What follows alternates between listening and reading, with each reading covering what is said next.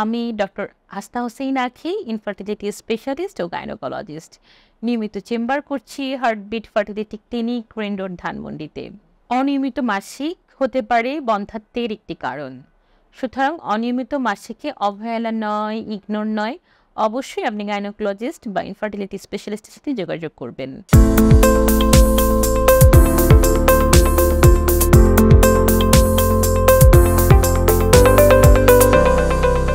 আমাদের অনেক পেশেন্ট আসে অনিয়মিত মাসিক নিয়ে।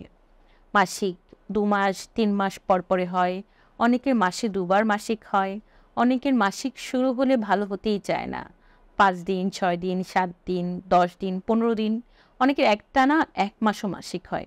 আবার অনেক পেশেন্ট খুব অ্যাংজাইটি স্ট্রেসে থাকে যে তাদের মাসিক 3 মাস 4 মাসেও হচ্ছে না, তাদের ওজন বেড়ে যাচ্ছে, তাদের অবাঞ্ছিত লোম তৈরি হচ্ছে, তাদের ব্রণের সমস্যা দেখা দিচ্ছে, তাদের চুল পড়ে যাচ্ছে।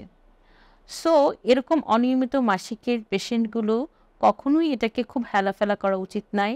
অবশ্যই অনিয়মিত মাসিকের পেছনে কোনো না কোনো কারণ লুকায়িত আছে। সেটা হতে পারে হরমোনাল, সেটা হতে পারে ফাংশনাল।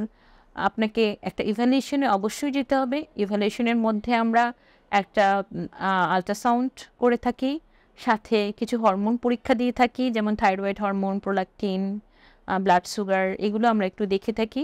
এবং অনেক ক্ষেত্রে অনিয়মিত মাসিকের পেশেন্টদের আমরা পলিসিস্টিক ওভারিয়ান সিনড্রোম নামে একটি ডিজিজের লক্ষণ পাই বা ডিজিজ পেয়ে থাকি।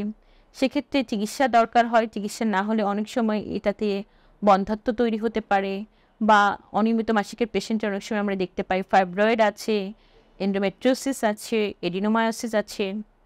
অনেক পেশেন্ট আবার পিআইডির পেশেন্ট থাকে। সো কিছু না কিছু কারণ থাকবেই। অনেকের হাইপোথাইরয়েডিজমও লক্ষণ একটি অনিয়মিত মাসিক।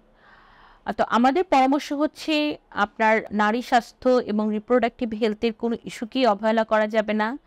একটি মানুষের হার্ট, লাংস, যেমন ব্রেন যেমন বেঁচে থাকার জন্য জরুরি, তেমনি একটি আমাদের নারীদের জরায়ু বা ওভারি, এটাও হার্ট লাংসের মতো একটি ভাইটাল অর্গান।